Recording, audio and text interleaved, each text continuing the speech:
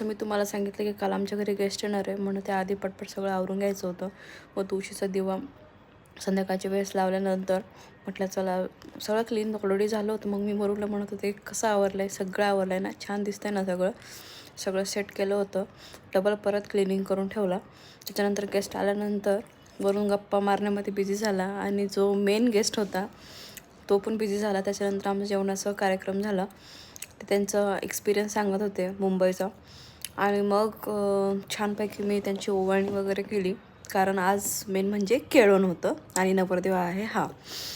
So केळवण वगैरे जे कालचं गिफ्ट होतं ते त्यांना दिलं आणि पप्पांचा आशीर्वाद तो घेत होता आणि म्हणत होता काका मला चांगला आशीर्वाद दे.